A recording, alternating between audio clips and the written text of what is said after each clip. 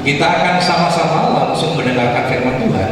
Tema firman Tuhan pada pagi ini seperti yang saya pernah sampaikan, kita akan bersama-sama melihat bagaimana kita sebagai orang-orang Kristen menghadapi tantangan era revolusi industri 4 atau yang kita kenal dengan 4.0. Ya, mungkin sebelum kita mendengarkan firman Tuhan bisa di start videonya dulu untuk kita mengenal apa itu revolusi 4, industri 4. Suaranya mungkin bisa dimunculkan dulu. Besarkan dikit. Sedikit lagi besarkan. Revolusi industri keempat atau Industrial Revolution 4.0 kini menjadi perbincangan banyak pihak. Pemerintah, industri, dan perusahaan dalam persiapan untuk menghadapinya. Namun apa sebenarnya revolusi industri keempat itu?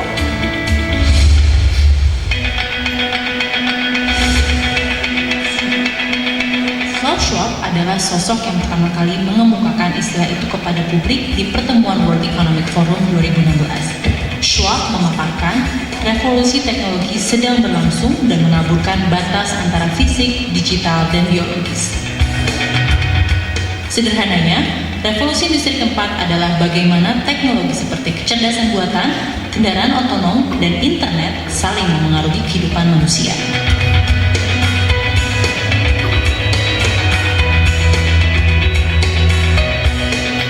Lalu apa saja tahapan revolusi industri sebelumnya? Revolusi industri 1 dimulai pada abad ke-18 dengan adanya penemuan mesin uap dan mesin manufaktur. Revolusi industri kedua pada abad ke-19 ditandai dengan adanya produksi massal, mesin listrik, dan standarisasi industri. Revolusi industri ketiga ditandai dengan adanya komputer dan teknologi informasi pada abad ke-20. Dan saat ini kita sedang berada di era revolusi industri keempat.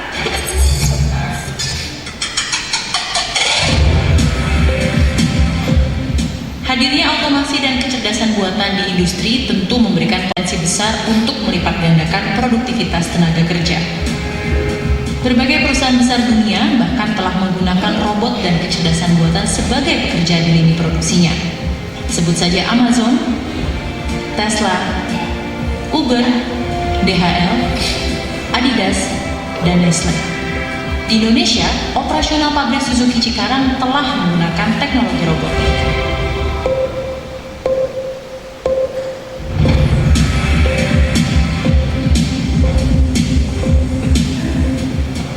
Namun, di balik manfaat bagi percepatan dan otomasi industri, banyak sekali tantangan bagi ekonomi dalam menghadapi revolusi industri keempat. Padahal, Indonesia saat ini tengah menikmati periode bonus demografi berkat banyaknya populasi penduduk dalam rentang produktif. Booming ketersediaan tenaga kerja yang bersamaan dengan era revolusi industri 4 akan menjadi ancaman nyata bagi low skill workers atau profesi dengan jenis pekerjaan yang repetitif, karena dapat dengan mudahnya tergantikan oleh mesin, robot, dan kecerdasan buatan.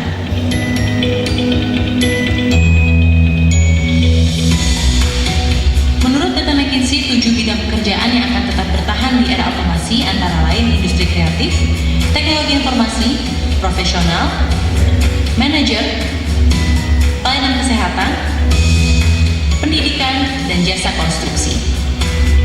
Kementerian Perindustrian telah meluncurkan inisiatif Making Indonesia 4.0 dalam menghadapi revolusi industri keempat. Ada 10 prioritas nasional lintas sektoral dalam upaya memperkuat struktur perindustrian Indonesia dalam menghadapi tantangan di masa depan. Jadi, selamat datang di revolusi industri keempat. Tim Liputan CNBC Indonesia.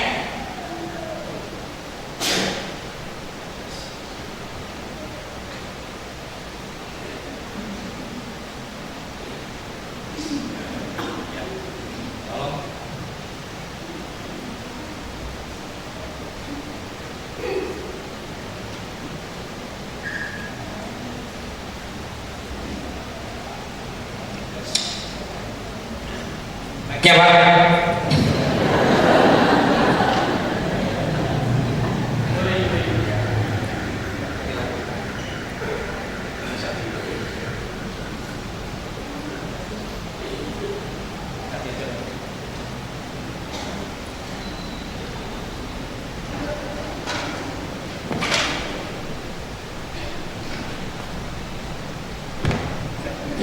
Sudah.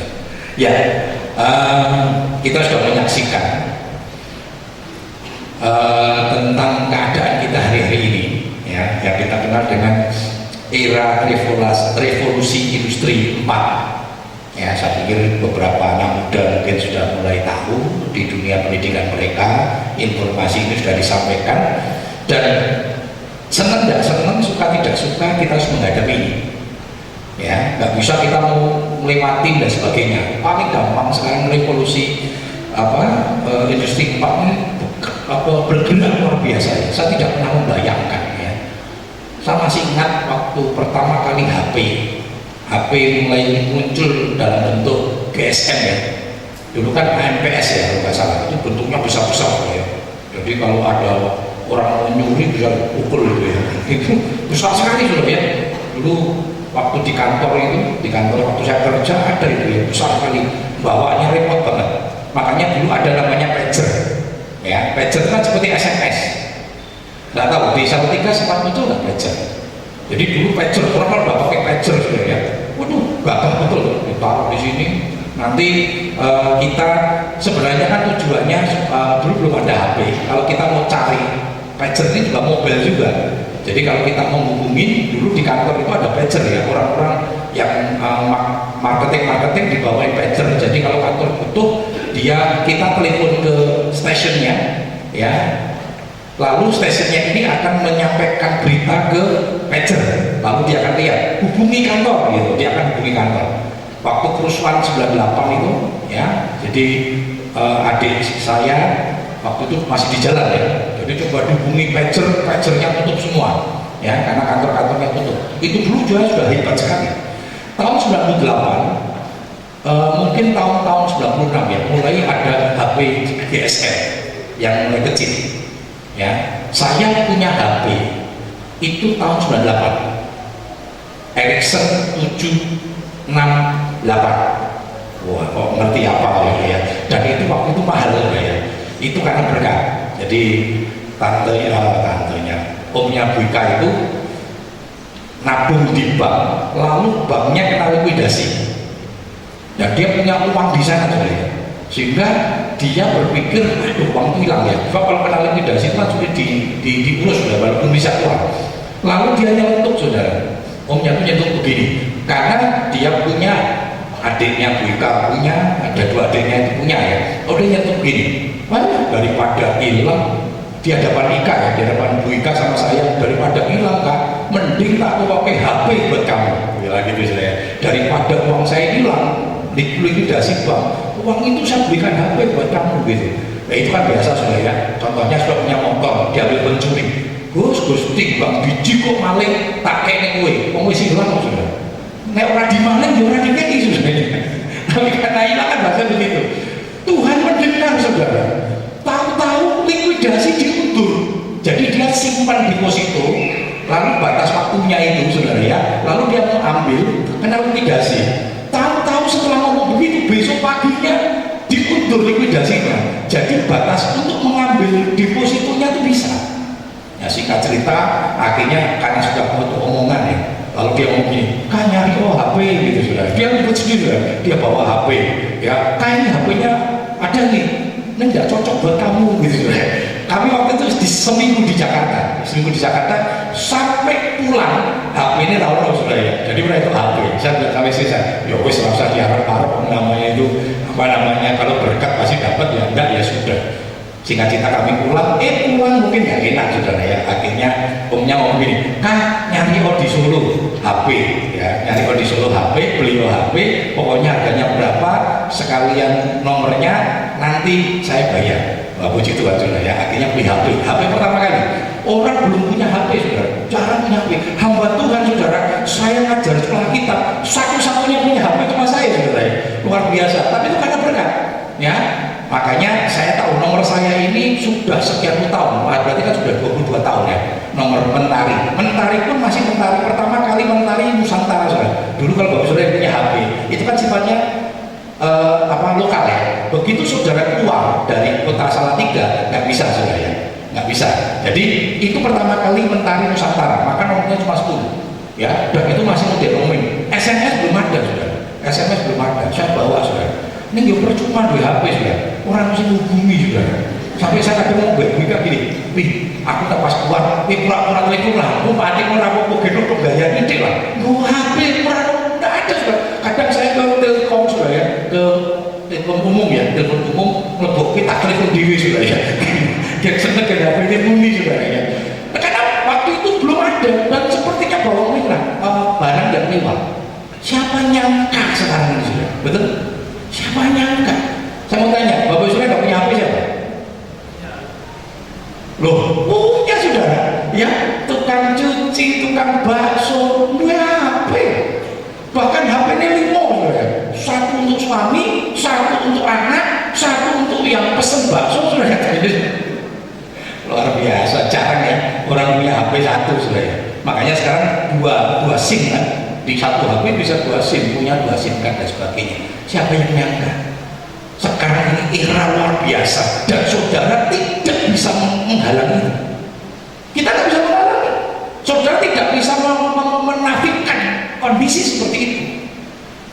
Kita akan kelindas. Nah sekarang pertanyaannya, bagaimana sikap kita menghadapi situasi sekarang ini? Luar biasa. Anak kecil saja. Nanti kita lihat sama-sama saudara. Iso bulanan HP dia pinter saudara. Betul ya? Sekarang HP itu bisa kemana-mana saudara.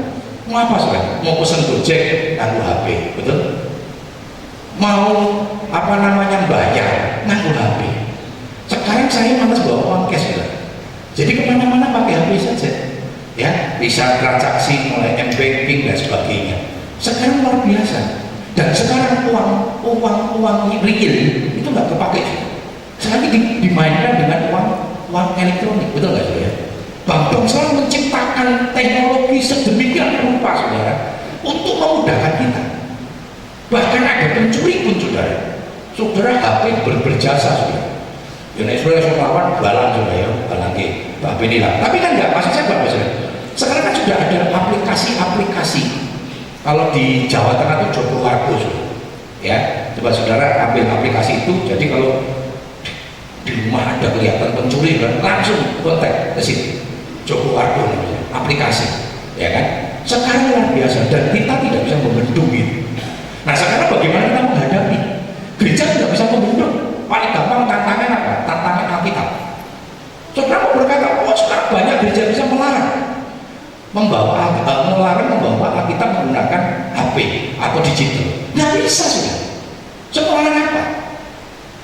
Karena itu juga apa namanya? Alkitab itu saya sering kalau katakannya LAI sama tuh sudah ya. Kenapa LAI bergerak seperti itu? Sebab kalau dia tidak ke situ sudah kalah, betul? Sekarang orang berapa hari sudah, betul? Orang nggak laku, satu unggahan orang tidak Kompas, ya unggahan saya senang orang Merdeka, Kompas dan sebagainya sama unggahan ya, sampai 2. Sekarang Kompas yang teko beritanya sudah saya dengar, begitu lihat ya. Waduh baik, akhirnya lama-lama ya gue bungkus lah sudah. Saya jarang buka, ya kan? Aku yang dikumpul, ada jemaat yang jualan apa namanya warung-warung sudah kirimkan ke sana sudah. Kalau enggak, kalau anaknya boleh clipping sudah ya.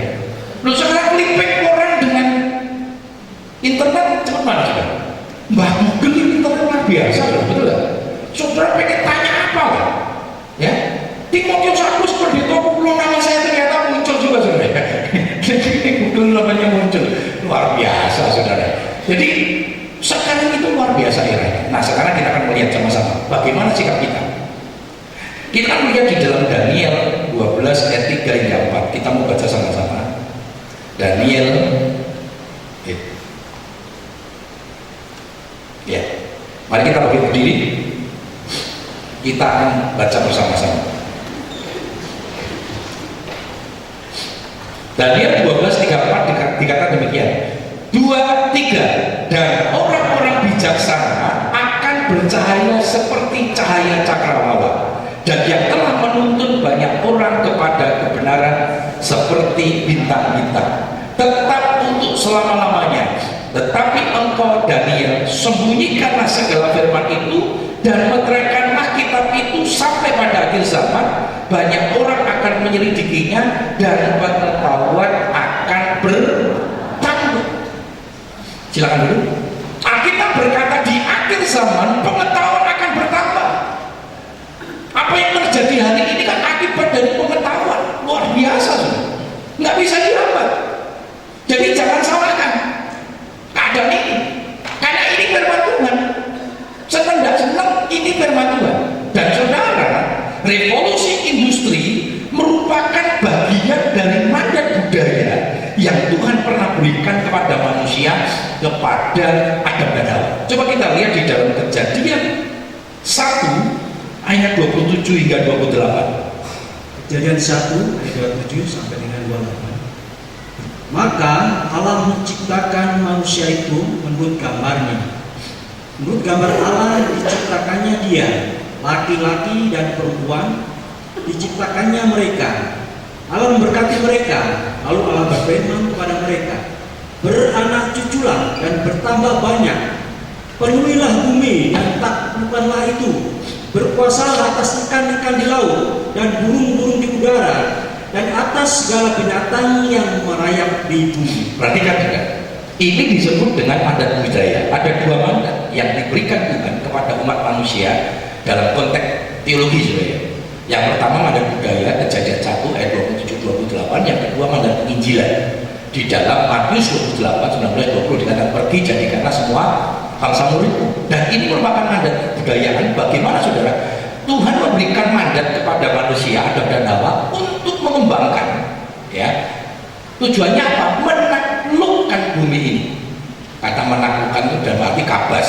Kabas itu artinya menaklukkan, bukan berarti untuk menghancurkan, lalu menikmati, mengeksploitasi, tetapi di dalamnya ada satu upaya untuk melestarikan.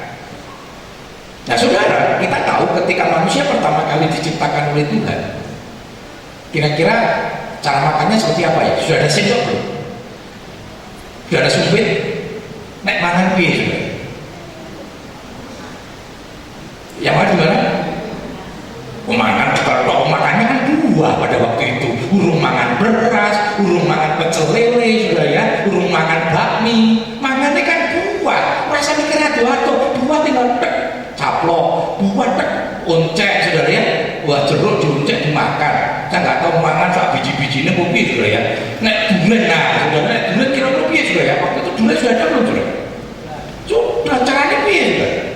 Gampang, ono kudanil, ono gajah, kan waktu itu harmonis, sudah, betul nggak? Ya kan? Jika durian ini tinggal ngomong baik ketek, tek, kok golek no durian kono, wah manggil durian ya. Jual oke, kono gawe gajah kono tidak kisisan, ngomong kita. Loh, saudara, antara binatang dengan manusia masih harmonis, betul nggak? Nah, kan meletak kudanil sudah ya, meletak kudanil buka sudah. Jadi waktu itu kan masih sangat sederhana. Ya, makanya ketika jatuh dalam dosa, apa yang dialami oleh manusia? Dia kehilangan kemuliaan, kehilangan pakaian. Manusia pada waktu itu sudah berpakaian, sudah pakaiannya apa? Kemuliaan. Tapi Roma 3 katakan ada 23 manusia, semua manusia telah berbuat dosa, semua manusia telah kehilangan kemuliaan Allah. Jadi ketika dosa, manusia sudah kehilangan kemuliaan Allah, sehingga dia harus menutupi ketelanjangannya dengan apa? Daun. Ya, di situ karena di dekat pohon ara orang menginterpretasikan itu adalah daun ara, ditutupi sudah. Tapi Tuhan berkata apa sudah? Diganti oleh Tuhan. Kenapa? Daun itu nggak tahan lama, betul ya? Sudah pakai daun itu kan kira-kira sedino wis kering. Akhirnya diganti oleh Tuhan dengan kulit binatang. Nah kira-kira kulit binatang apa sudah ya? Nek gajah kegedean sudah ya? Koyo main mantenan dulu, oke mantenan gitu ya. Jadi kemungkinan kulitnya kulit domba dan kulit lembu itu yang sering kali dipakai. Kira-kira modelnya seperti apa sudah? Opos nganggo kerah, ya toh, nganggo pito, gitu sudah ya. Jadi dulu kan sederhana mungkin sudah ya. Apa namanya kulit itu dipotong bulut gitu, lebokin gas gitu ya, pakai tali kan gitu aja sudah. Mungkin juga kan kita nggak pernah tahu, kita nggak pernah tahu. Tetapi kan masih sangat sederhana. Nanti baru berkembang ya. Nanti kalau Bapak Ibu baca Kejadian mulai berkembang, mulai ada perkakas, mulai ada alat-alat musik. Makanya tidak heran ya, ketika Nuh mendapatkan perintah oleh Tuhan membuat bahtera, banyak penafsir berkatakan ada 120 tahun sampai 150 tahun pembuatan bahtera itu. Dan nggak boleh lupa, Nuh itu usianya di atas 900 tahun. Jadi dia membuatnya itu kurang lebih 120. Kenapa? Alat-alatnya nggak seperti sekarang, nggak ada sensor, nebang pohon, narik kan gitu sudah ya. Kan pohonnya nebang dulu, ditarik dulu, dibelah, saya nggak tahu belahnya berapa lama untuk jadi papan. Di dekat rumah saya dulu saudara, ada orang yang suka gergaji kayu, belum ada mesin, pakainya apa saudara? Manusia ya. Satunya di atas, satunya di bawah kan gitu ya. Serak. Itu dekat rumah saya ada sudah. Ya, jadi itu membutuhkan waktu yang sangat lama. Sangat lama. Dunia mulai berkembang, dunia mulai berkembang, dan itu firman Tuhan. Jadi budaya itu terus berkembang, tidak akan berhenti. Cuma seringkali budaya ketika sampai kepada seseorang, budaya itu berhenti, betul nggak? Makanya seringkali ada gap antara orang tua sama anak muda. Kita ini kan seringkali dianggap tidak sopan oleh orang tua, betul nggak? Karena orang tua mengalami satu budaya. Kalau zaman dulu ya, nggak tahu sekarang sudah hilang ya, betul nggak? Zaman dulu kalau kita lewat di hadapan orang, apa yang dilakukan? Badan kita harus membungkuk, lere langkung, kan gitu saya. Sekarang mau berudak-berudak, bahkan ada orang tua di situ menjikuk sambal, jikuk, orang bahasa bertemu belakang, orang pulau nggak permisi, waduh, betul nggak? Terus kita ngomong apa? Orang sopan katanya gitu. Kira-kira dosa nggak sih? Nah itu budaya mengalami perkembangan. Kalau di Jawa dulu ada namanya unggah-ungguh. Saya mau tanya orang tua, unggah-ungguhnya ini kira-kira saat ini masih tetap atau sudah mulai terjadi pergeseran? Sudah terjadi pergeseran. Apa salah? Itulah budaya. Nah budaya kepada seseorang biasanya berhenti. Paling gampang begini, saya ketika pemuda dulu, ya itu baru musimnya celana baggy, ya celana baggy begitu ya, celana baggy itu baggy yang apa di pahanya lebar gitu ya. Pas era saya pemuda itu celana baggy, tapi celana baggy ini ternyata papa saya waktu muda dulu pernah ngalami terus hilang. Ya, maka waktu saya muda dulu lihat foto papa saya, zaman dulu papa saya gaya juga ya gitu ya. Karena celananya baggy ya. Saya era itu dan saya ikuti itu pakai celana baggy. Lalu berganti ya, mulai ada cutret, kan gitu ya, pernah ngalami cutret, terus mulai mengalami sempit. Ya kalau baggy kan di fluid, ya di celananya di kantong kan di fluid, terus besar ya, melambai, ngibur-ngibur ya, dan rasanya enak sudah. Ya.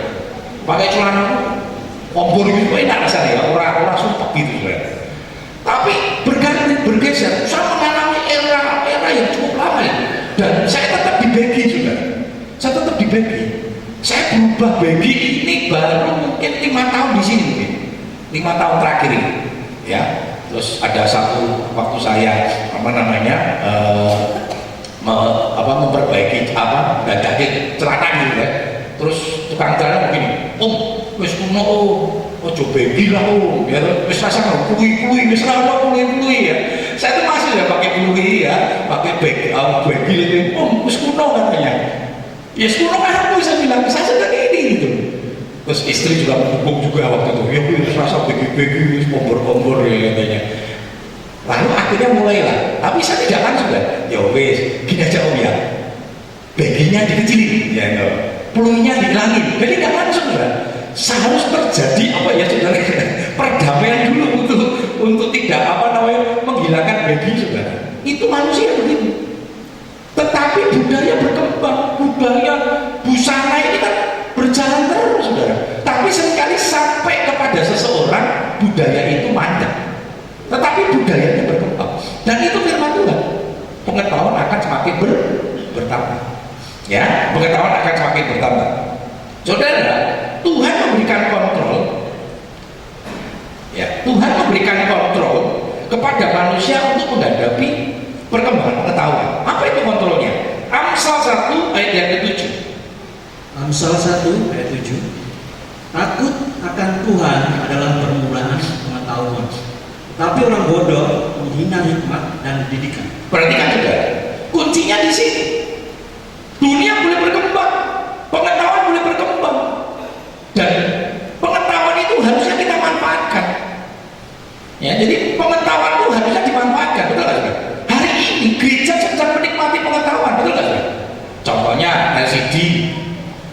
Masih ingat dulu pakai apa saudara? Era dulu. Oh, HP masih bagus saudara, pakai buku, betul ya? Dengan lagu ini gampang. Mari masuk, masuk hatiku ya Yesus. Saya kita kayak ngerti, paling sabarin kok saudara. Sekarang lagu ini, waduh saudara, kata-katanya mumet saudara. Makanya begitu LCD ini mati, saya nyanyi saudara. WL ya, karena ada apa, betul nggak saudara? Tapi kita menikmati, salah nggak? Salah. Makanya ada yang salah ngomong gini, jangan tergantung LCD. Betul juga saudara, kita nggak boleh tergantung, karena kita ini seringkali bergantung juga saudara, bergantung kepada LCD. Aku melintang, jangan bergantung kepada kepekaan, ya kan? Kan begitu saudara. Makanya kemarin bingung, susah bingung begini. Nah nanti piye kepeane? Ya wis ora kepeane bilang. Istrinya protes saudara. Saya sama istri saya sedikit berdebat di situ. Di sana panggungnya piye? Yo ngikuti. Mosok boro-boro aku melintang jaluk panggung dhewe, akhirnya jom gawe dhewe saudara. Sampai saya sedikit sama istri saya begini, "Engko piye mosok motong-motong apa jenenge panggung? Wis pokoknya buat sendiri kan." Akhirnya saya coba ngomong ya dengan panitianya, bisa panggung gimana itu paduan suara? Oh kita kasih panggung baik-baik saudara. Betul nggak ya? Makanya gubernur kan bilang wajah tegak kabeh. Orang ngerti ada PN tegak piye luput saudara. Matanya fokus kepada ya gubernurnya sempat sudah memuji bagus. Nek ora senyum piye bagus. Malah kita elek saudara. Harusnya dikasih teknologi lah saudara. Ya, nanti ada teknologi saudara ya, yang nggak usah ngambil layar saudara ya. Oh dipencet langsung, wah kayak hologram saudara ya, metu partitur saudara ya. Nanti nggak usah bergantung. Coba manfaatkan aja. Nah kita ini kan memanfaatkan partitur apa? Teknologi sama seperti ini. Ini karena hasil teknologi saudara. Ya kan, wis rasa nganggo mic, rasa bengak-bengok saudara ya, rasa nganggo mic, rasa nganggo pegangan, lama-lama ya pegel saudara. Makanya kemarin disarankan coba pakai yang begini aja Om. Saya sebenarnya mau pakai yang clip on juga ya. Nek ini kan untuk lagu ya, nyedak-nyedak yang lambe juga ya, untuk lagu. Saya pakai clip on juga, clip on itu. Satu lebih mahal, kedua ternyata katanya kalau clip on kita kesini kan nggak ikuti sudah, kadang hilang. Nah ini kan nurut sudah, nek ini melu sudah. Saya kencing pun ikut sudah, kurang ajar sudah. Kurang ajar itu sudah. Ya, nah ini bagus sudah. Loh, ini hasil teknologi sudah ya, tapi kuncinya apa? Takut akan Tuhan. Perhatikan sudah, takut akan Tuhan. Kenapa? Teknologi ini seperti teknologinya itu bersifat netral sudah. Tetapi teknologi bisa nggak dipakai untuk kejahatan? Bisa. Makanya kan ada istilahnya di Amerika itu penjahat keras putih sudah. Tidak ngerampok, ngerampoknya tidak lewat tembak sudah, tidak pakai pistol, tidak datang, tapi ngerampoknya menggunakan teknologi.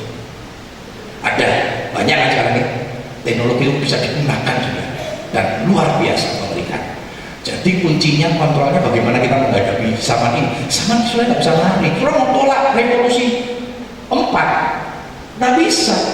Ada saya punya teman di Jakarta, di Surabaya, dia pendeta sudah, dan dia menolak perkembangan zaman.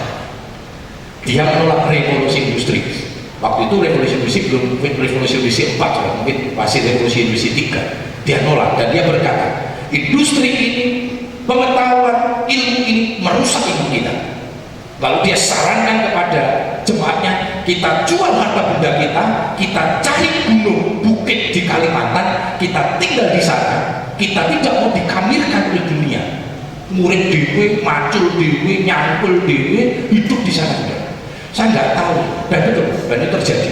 Saya tidak tahu pada waktu itu berapa banyak yang meresponi, tapi informasi yang saya terima cukup banyak jemaat yang ikut juga. Dia jual harta benda, lalu beli bukit, tinggal di sana. Saya khawatir saudara, dia tidak tahu kalau Pak Harto sudah jadi presiden. Begitu dia pulang, presiden semua Pak Harto bingung saudara, mungkin dia nggak ngerti lah. Dia berkata Pak Harto, wah saya jadi presiden, orang ngerti sudah situ. Lu nggak bisa begitu, kita nggak bisa menghadapi zaman dengan cara kita mengasingkan diri, kita menutup diri dari dunia, nggak bisa. Lalu bagaimana kita bisa menjadi berkat bagi bangsa? Nah saudara perhatikan juga efek dari yang akan dirasakan dari revolusi industri yang kita tahu ya, revolusi industri pertama kali mesin uap. Jadi dengan mesin uap itu mulai muncul ya, mulai kereta api, lalu pabrik-pabrik menggunakan mesin uap, tidak lagi dengan tenaga manusia ya, dulu kan tenaga manusia, tenaga binatang.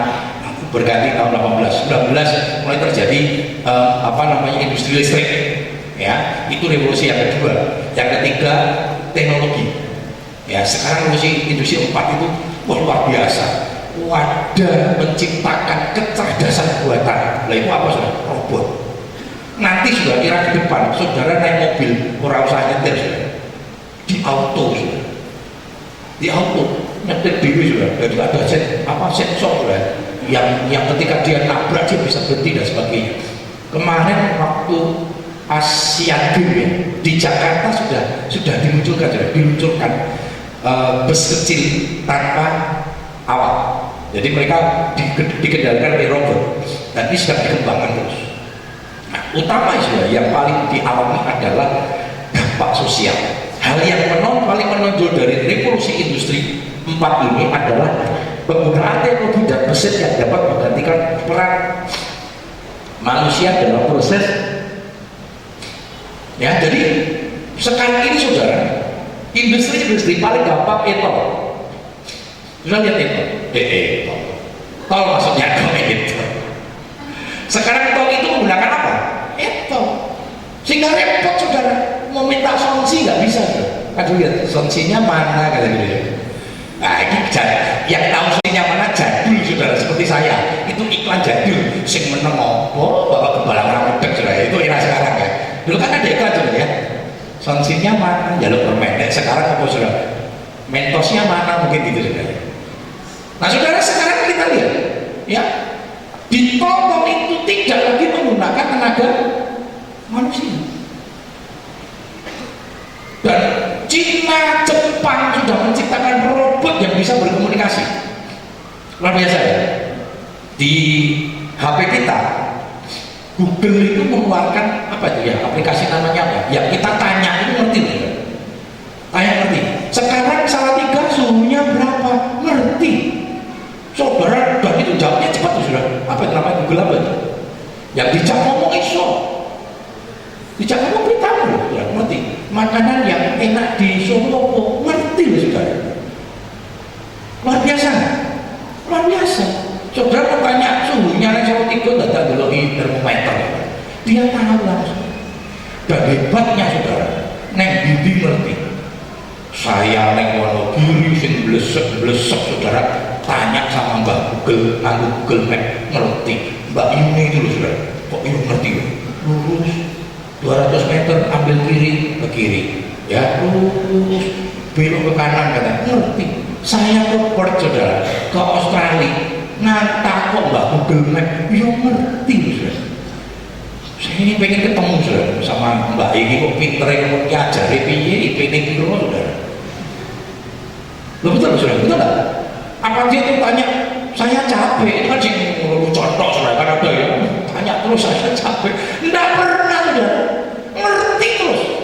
Wah ini kan luar biasa, ini kecerdasan yang luar biasa.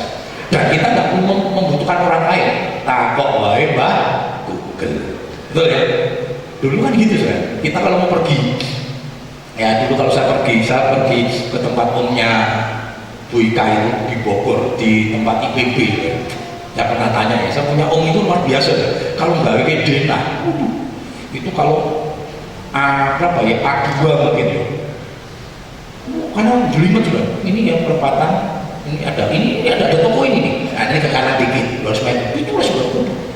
Dulu kan begitu saudara, kalau kita mau tanya dibuatkan denah, sekarang nggak perlu sudah, nggak perlu, nganggur Google Map. Nah, Google Map sudah. Siapa yang menyangka pergerakan itu luar biasa? Tapi jangan lupa, salah satu efek yang paling memberikan apa? Adalah dampak sosial. Manusia sekarang rasanya tidak perlu lagi dengan orang lain, betul?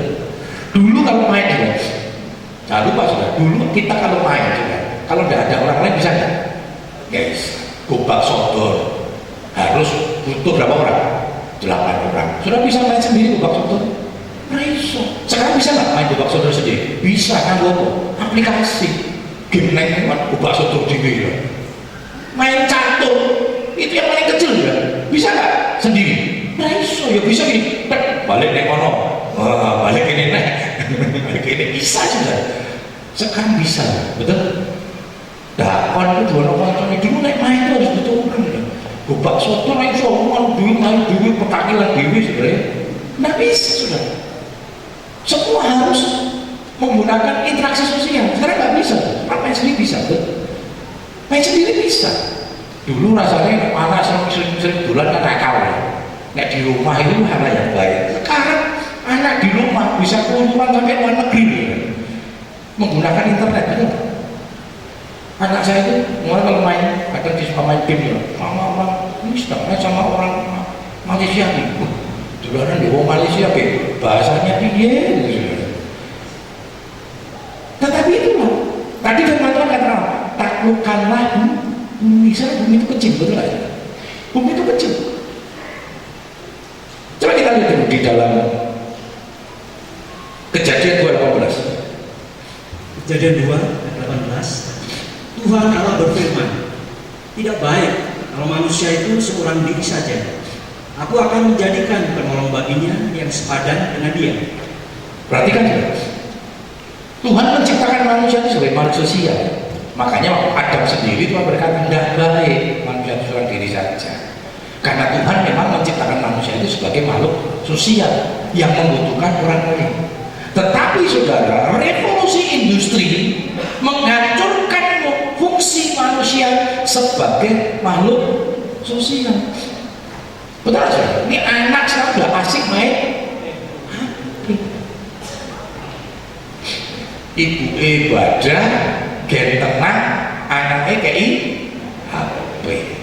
Nek ora jaluk, nek ora dikai HP ngrusui HP lesu saudara. Begitu dikai HP anak setahun tahun menangis dulu. Saya kalah saudara. Betul nggak saudara? Ini masalah saudara. Saya dulu mau idealis. Saya ngomong sama istri, kita kasih anak-anak HP kalau sudah SMA. Ternyata nggak bisa. Kenapa? Sekolahnya yang buruk. Bapak ibu anaknya nanti kalau buat hubungin lah loh. Piye coba? Nek saya masih di kalang kudus dulu, jadi saya guru agama tak kandani. Nggak bisa saudara. Nggak bisa. Bahkan anak kalau nggak punya ya kalah. Sekarang gurunya hubungi lewat WA grup. Maka lemot-lemot saudara. Saya tanya berapa? Saudara ada yang punya WA grup cuma satu? Di atas 10 angkat tangan? Oke saudara. Di sini aja saudara. Untuk saya nggak mau ikut saudara. Saya ngikut Info Siloam, betul nggak saudara? Banyak kan? Ono Info Siloam, ono wadah wanita, rayon, rayonnya 10. Kan ini ngebuning rayon kabeh. Rayon-rayon masing-masing belum semua rayon-rayon ya. Itu baru rayon-rayon. Saya pada ditanya, Om Agus mas mas, ora usah. Saya dengar berita dari Buken aja. Bayangkan dia paping, luar biasa saudara. Nah sekarang kalau kita lihat juga ini akibat yang perlu kita perhatikan. Jangan sampai kita kehilangan nilai-nilai sosial ini. Suami istri, ya tuh, saoman saudara. Bojone main jaluk, banyu panas sih, masak wedang panas kan. Neng omah loh saudara. Luar biasa. Digawe grup keluarga. Ayo ngumpul katanya. Pada nek saomah, main ngumpul kira grup gemuk saudara. Ngumpul semua di ruang tamu. Itu kok saudara. Ya ampun, guyuk-guyuk apa itu memang begitu terjadinya saudara. Nggak ada sosial lagi, betul nggak? Nggak ada sosial. Beli makan enak Gojek, padahal enak beli sudah ya ngobrol kan. Masyarakat kenal betul Pak Paruni saudara. Betul? Kalau kita beli makanan kan mereka apa sama kita kenapa saudara? Karena kita sering beli. Datang ke situ, wah ya bagus, senengannya koyor ya orang ngaku, wah ngerti saudara. Nah ini yang terjadi saudara, yang perlu kita perhatikan. Saudara, karena itu orang tua harus selalu mengajarkan kebenaran kepada anak-anaknya. Jangan lupa saudara, itu tugas orang tua. Sekolah minggu itu hanya durasinya pendek. Mereka mengajar paling lama setengah jam, tidak bisa lebih, karena kemampuan anak mereka setengah jam muncul. Coba perhatikan, kadang gini kita sebagai guru sekolah minggu saat khotbah kita harus tahu saudara. Makanya seringkali kenapa saya buat sedikit lelucon, coba perhatikan sudah. Tapi saya harapkan jangan leluconnya yang diteni. Begitu bagus orang lucu, firmani garing katanya. Loh kok garing? Orang babat belas lucunya kata saudara. Wah, lah saudara mau cari lucu atau cari itu hanya upaya saya bagaimana saya berhomiletik, saya sedikit teknik supaya tidak jenuh sudah, betul nggak? Coba kalau satu banyak saudara kita akan bersama-sama mendengarkan firman Tuhan. Kita buka Kejadian 12 1 dan 2. Tuhan itu baik, mengasihi kita. Turun kabeh saudara. Gembalanya pertentangan kau gini ada seorang sing guru. Nah saudara nggak mampu, betul nggak? Sekolah minggu itu nggak akan lama-lama nggak bisa bagi anak-anak. Apalagi citonis kaku menentok ngaku dasi kupu-kupu saudara ya.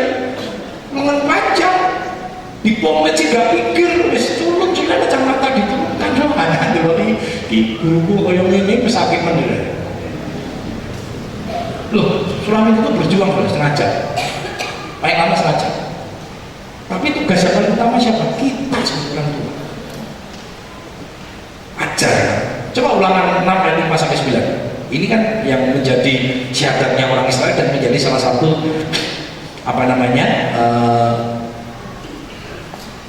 anak itu serahkan pada Tuhan. Ulangan 6, 5 sampai 9. Kasihilah Tuhan Allahmu dengan segenap hatimu dan dengan segenap jiwamu dan dengan segenap kekuatanmu. Apa yang diperintahkan kepadamu pada hari ini haruslah engkau perhatikan. Haruslah engkau mengajarkannya berulang-ulang kepada anak-anakmu dan membicarakannya apabila engkau duduk di rumahmu, apabila engkau sedang dalam perjalanan, apabila engkau berbaring, dan apabila engkau bangun. Haruslah juga engkau mengikatkannya sebagai tanda pada tanganmu, dan haruslah itu menjadi lambang di dahimu, dan haruslah engkau menuliskannya pada tiang pintu rumahmu dan pada pintu gerbang. Perhatikan ya, dan ini menjadi syahadatnya orang Israel sebenarnya. Untuk mengajar anak itu ulang berulang sampai apa sudah? Sampai anak itu mengerti. Maka target kita sebagai orang tua bukan memberikan anak kita pengetahuan. Kalau pengetahuan diberikan kita warisi anak kita dengan pengetahuan tok tanpa takut akan Tuhan. Anak ini keblinger. Dia akan menggunakan pengetahuannya karena tidak takut akan Tuhan. Ini kan efek dari revolusi 4 ini sudah bisa baik, bisa jelek. Tapi karena tidak takut akan Tuhan, sehingga dia gunakan kepintarannya sudah untuk berbuat dosa. Karena wajar. Kapan? Terus. Jangan jenuh mengajar anak. Jangan capek. Alkitab berkata ulang berulang. Dan yang utama, jadilah teladan bagi anak-anak. Yang paling penting, karena anak itu selalu meneladani orang tuanya. Ada istilah katakan, buah itu tidak jatuh jauh dari pohonnya. Kalau engkau sedang berjudi, jangan larang anakmu berjudi. Kalau engkau berbuat dosa, jangan larang anakmu berbuat dosa. Gak bisa. Apa saya merokok? Dia ngomong gini sama saya, Gus, papi ngerokok. Yang papi tidak mengizinkan anak merokok. Untung itu bukan era sekarang. Coba kalau itu era sekarang, saya ngomong sama bapak saya, papi jangan ngomong gitu. Coba kalau saya ngomong dengan anak-anak sekarang, papi jangan lakukan sesuatu yang papi tidak, yang saya lakukan, saya bilang jangan lakukan. Anak-anak protes. Zaman dulu kan kita masih punya nilai yang luar biasa, betul. Walaupun saya nggak berani ngomong sudah, dan dia yang neng hati saya bilang, oh, pokoknya aku SMA merokok, betul, itu tertanam. Saya ajar sudah. SD itu saya sudah belajar. Dulu kan model apa? Pensil kan diongkot ya. Lama-lama cedek ke rokok sudah. Tak puter-puter. Jago saya. Maksudnya sumber nek wes gede rokok ini gagas sudah. Muter-muter kotak. Padahal orang rokok pensil sudah. Saya sudah latihan sudah. Tapi saya bersyukur sebelum sampai ke situ Tuhan tangkap saya. Nah bisa sih. Teladan yang paling utama adalah kita. Karena itu sebagai orang tua beri teladan untuk anak-anak.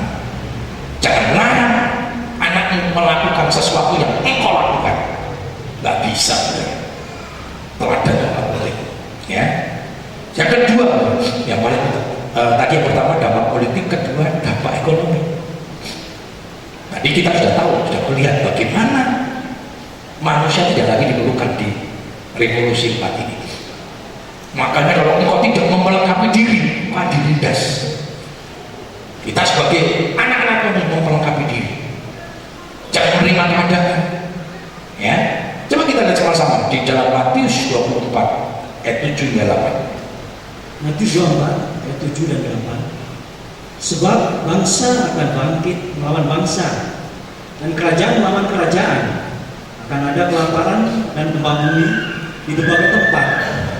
Akan tetapi semuanya itu barulah permulaan penderitaan menjelang zaman baru.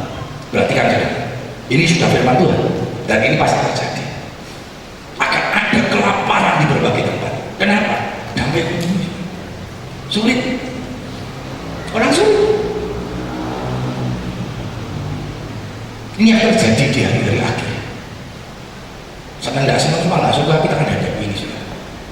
Ya, saudara, di akhir zaman akan terjadi kesulitan ekonomi. Coba kita lihat Wahyu 6 ayat 6. Wahyu 6 ayat 6. Dan aku mendengar seperti ada suara di tengah-tengah keempat makhluk itu berkata, secupak gandum sedinar dan 3 cumpak jelai sedinar, tetapi janganlah rusakkan minyak dan anggur itu. Di hari akhir dikatakan secupak gandum sedinar. Sedinar itu kerja 1 hari. Jelai dan gandum. Jelai itu bahan makanan sama sudah seperti gandum, tetapi dia punya kualitas rendah. Kalau sekarang ini mungkin apa yang suka dibagikan itu raskin ya, raskin, beras miskin. Murah enak sudah ya, makanya jadi mau raskin, beras miskin, jadi makan ini miskin. Tapi banyak juga orang kaya yang ngambil raskin. Saya pernah dikasih, ya, kalau nggak salah dulu harganya 1 liter 1.000. Itu dijatah dari kelurahan diberikan ke RT ke RT. Ini firman Tuhan. Dan ini pasti terjadi, kesulitan ekonomi pasti terjadi.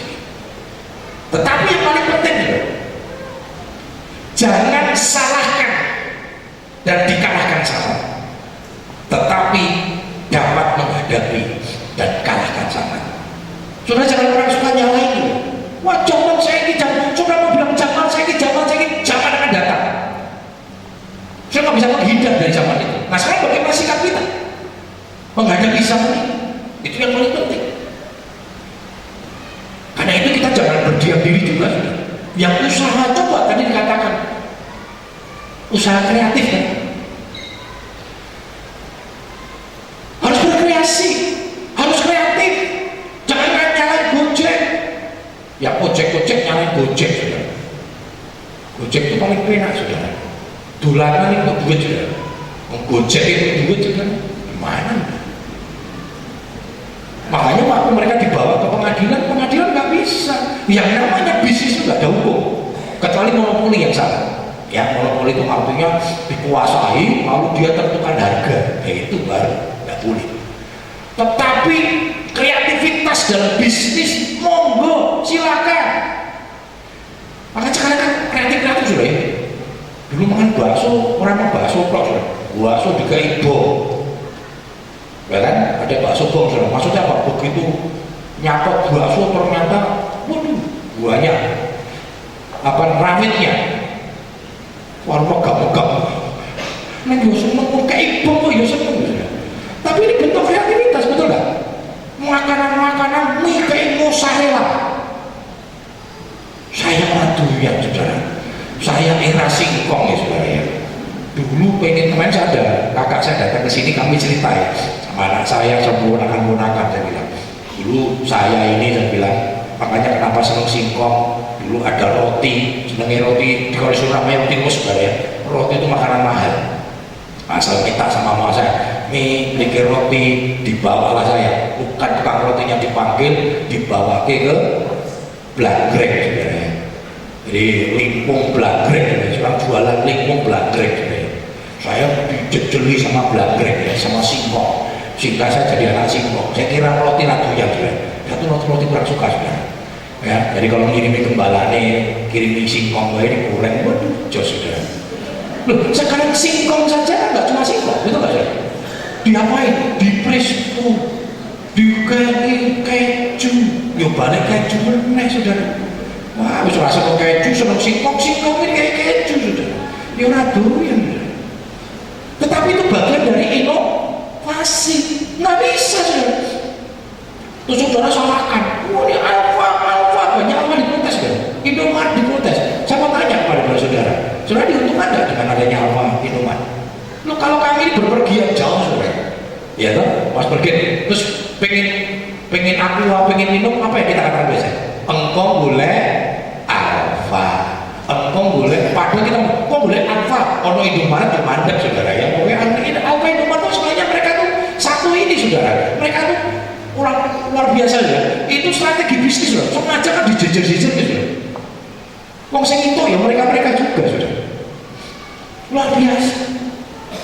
Kita harus mengalami, kita harus menghadapi dunia ini. Jangan salahkan dan dikalahkan, tetapi kita harus hadapi dan kalahkan sana. Nah saudara, kita lihat sama-sama di dalam Kisah 13:36. Kisah 13 ayat 3. Sebab Daud melakukan kehendak Allah pada zamannya, lalu ia mangkat dan dibaringkan di samping nenek moyangnya, dan ia memang diserahkan pada binasa. Perhatikan, Daud itu bisa melakukan kehendak Allah pada zamannya. Tantangan sama pada zaman Daud berbeda dengan tantangan kita. Tantangan sama ketika Bapak Ibu Saudara muda dengan tantangan anak-anak muda sekarang itu berbeda. Itu yang perlu kita perhatikan. Jangan dikalahkan, tapi kalahkan zaman ini dengan cara apa? Kontrolnya apa? Takut akan Tuhan. Saudara, Tuhan Yesus akan selalu menyertai umatnya dengan kuasanya. Walaupun akan banyak orang rebah di hari-hari ini, akan orang jatuh, banyak orang jatuh saudara. Tapi anak-anak Tuhan akan tetap bangkit berdiri. Kenapa? Karena ada janji Tuhan yang menyertai kita. Coba kita lihat dalam Mazmur 91 ayat 7. Mazmur 91 ayat 7. Walau 1000 orang rebah di sisimu dan 10.000 di sebelah kananmu, tetapi itu tidak akan menimpamu. Amin. Amin. Amin. Akan banyak orang rebah. Hari-hari ini saya tidak percaya Bapak Saudara sudah mulai khawatir. Betul? Masih ingat 2 minggu yang lalu saya sampaikan Indonesia masih aman. Nah lama kemudian 2 orang terkena gara-gara orang Jepang. Betul? Terus mulai terjadi Salatiga sudah ada 1 orang yang terkena, sekarang dirawat di rumah sakit paru-paru gara-gara dia pergi ke Bali terkena. Solo KLB hari ini kejadian luar biasa karena ada 2 orang mati. Satu dia pergi ke Bogor, pulang dia kena, tidak sadar sudah, tidak tahu maksudnya dia kena, akhirnya ditangani meninggal rame sudah. Dan di Solo sudah ada beberapa yang kena. Kalau sudah takut mulai rame, mulai ada ojo salaman. Karena begini sudah, penyebaran virus itu tidak melalui udara, ya, tetapi penyebaran virus itu melalui keringat, air liur. Nah makanya kalau saya khotbah saudara jangan berdiri depan saya ya, nyemprot terus sudah. Kalau gembalanya khotbah yang ngarep sudah, yuk jangan salahkan saya. Masuk saya bisa menang, masuk oleh khotbah kayak saringan juga ya. Bayangin ya khotbah usah orang rendang kan 20 itu masker, lalu melewat keringat juga, buat keringat, maka rame. Apa ini kita sampaikan ke jemaat? Nek, tak orang salaman. Wah, iya. Biasanya sudah ada. Ya, era. Iya, sudah. Nek, sing pengen biasa cipacing kayak tanda hati. Wah, sudah selesai. Tapi saya silakan, saya bilang tadi, masih boleh selama salaman belum dilarang salaman. Nah, budaya kita salaman ya sudah. Ya, kalau mau pakai orang Chinese boleh juga saudara, pai saja. Iya, kayak orang Vengu saudara ya. Yang sama termasuk ini saudara, kita perlu tahu. Kan firman katakan ada banyak orang rebah, tapi orang yang takut akan Tuhan akan dipelihara Tuhan. Amin. Hari-hari ini saya lihat banyak orang takut. Jangan seperti nanti di Cina sudah mampu warung sudah.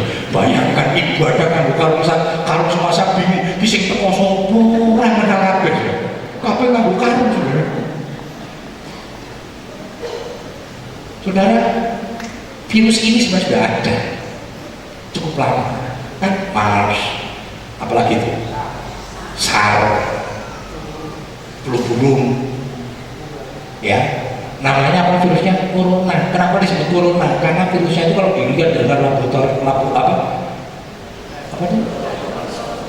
Mikroskop ya. Pakai mikroskop itu bentuknya kayak mahkota, saudara. Maka namanya corona. Apa jenenge? Virus-virus ini jenenge api-api saudara. Makanya saudara kalau namanya sing anake aja jenenge sing elek kalah dari virus. Baik. Dan ini sudah lama menyebar. Tetapi nanti kalau kita lihat firman Tuhan saudara, dalam kitab, coba baca aja saudara, kitab Ulangan saudara. Ini memang sudah dibuatkan oleh Tuhan.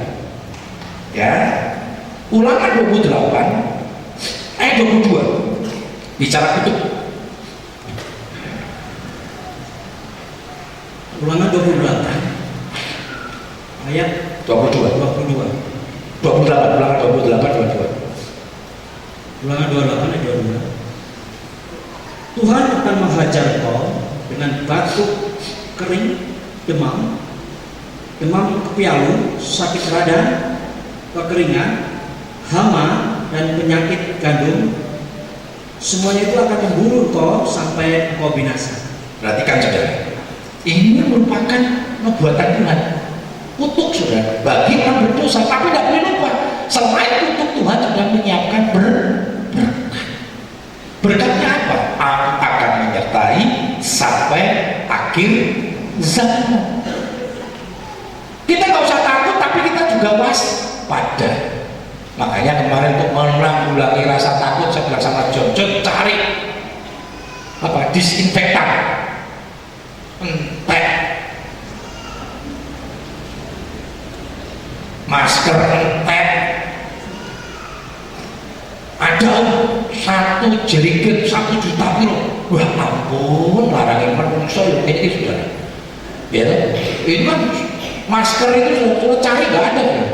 Di online 500.000. Padahal dia beneran nanti saya ketemu saudara. Untuk saya pernah beli ya. Bukan menentukan yang saya kotak saudara. Atau begitu saya numpuk saudara, lumayan kan. Titel saya titel 100 kan lumayan. Engkau ditunggu pemuda remaja kita ya ini orang yang dewi.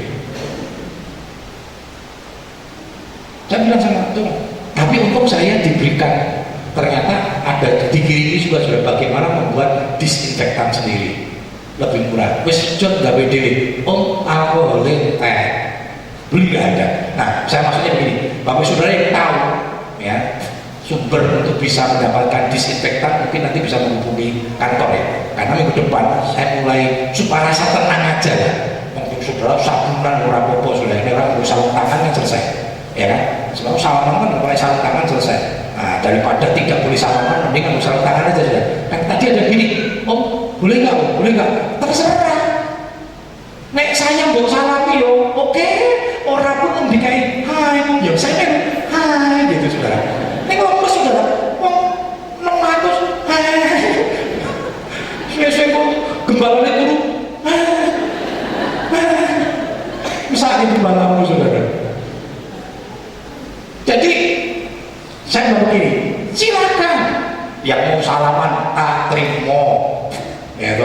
Masuk salaman simplake itu jangan.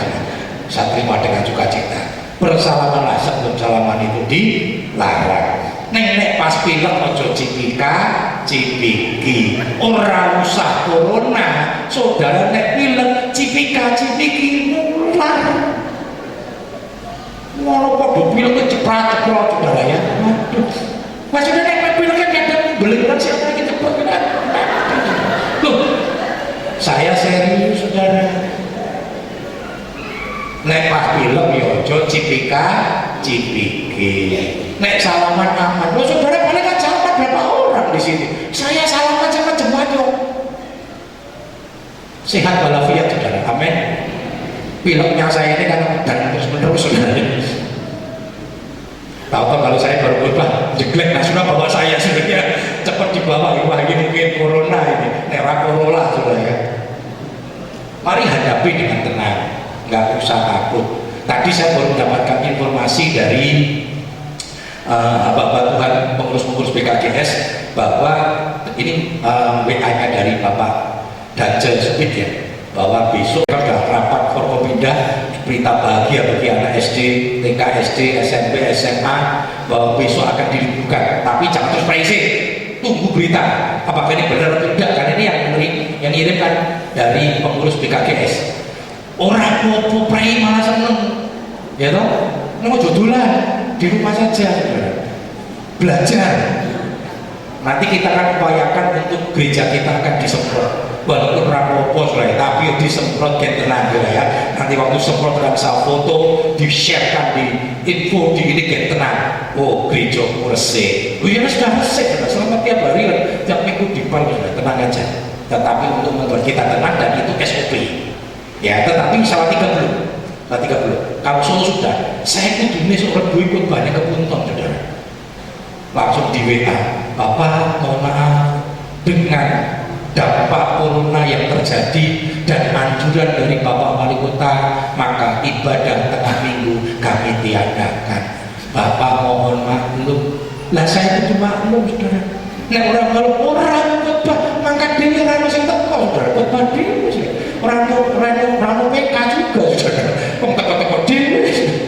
Saya kasih sip, oke saudara ya, nah masalah. Dan mereka banyak beberapa ibadah-ibadah ditiadakan, ya ditiadakan. Tapi pada minggu tetap ya disuruh, nah, diharapkan kita salah 3 belum mencapai itu, jadi suruh diadakan. Sebenarnya kejadian luar biasa bukan karena virusnya, karena mereka mau mensterilkan, membersihkan semua tempat-tempat umum.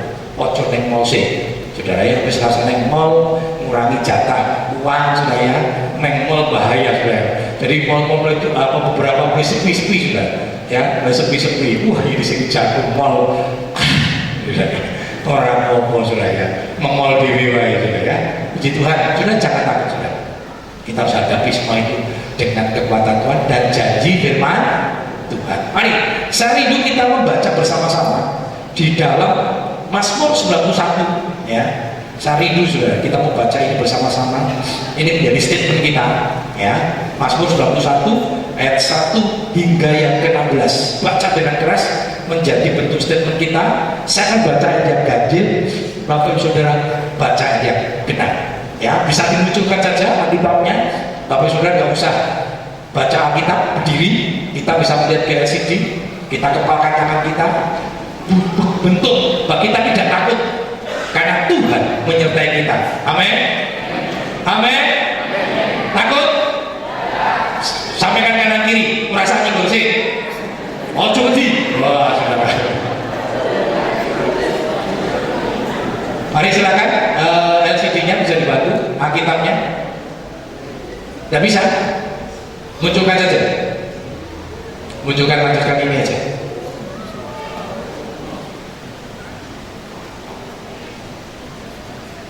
Ini coba di yang ini ada catatannya.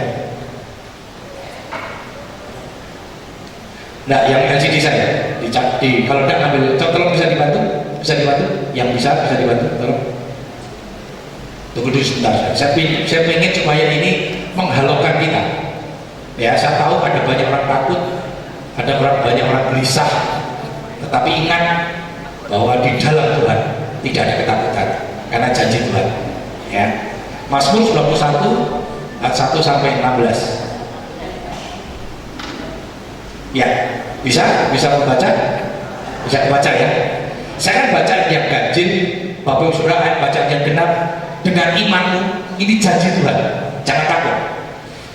Ada banyak kejadian di hari-hari akhir, tetapi ada banyak janji Tuhan. Iya dan amin yang diberikan kepada kita. Mari kita membaca dengan iman, kita menempatkan tangan kita ke atas, ya, bentuk pernyataan iman kita kepada Tuhan. Mazmur 91 ayat 1 sampai 16. Orang yang duduk dalam lindungan yang maha tinggi dan bernaung dalam naungan yang maha kuasa.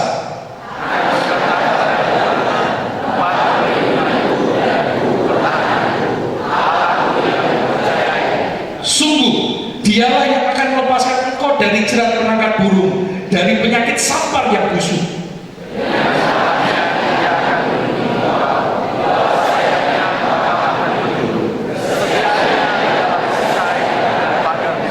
Engkau tidak usah takut terhadap kedahsyatan malam, terhadap panah yang terbang di waktu siang.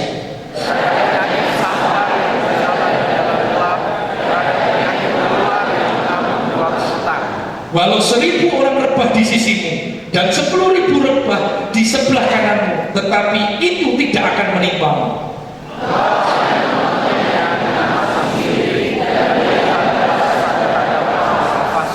Sebab Tuhan ialah tempat perlindunganmu yang maha tinggi, telah kau buat tempat perteduhanmu.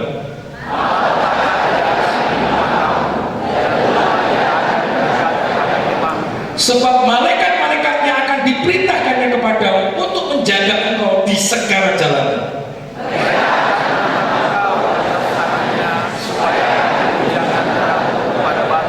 Singa dan ular tedung akan kau langkai, engkau akan menginjak anak singa dan ular naga.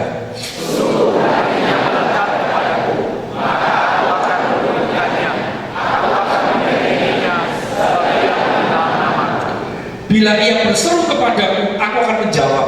Aku akan menyertai dia dalam kesesakan. Aku akan meluputkannya dan memuliakannya.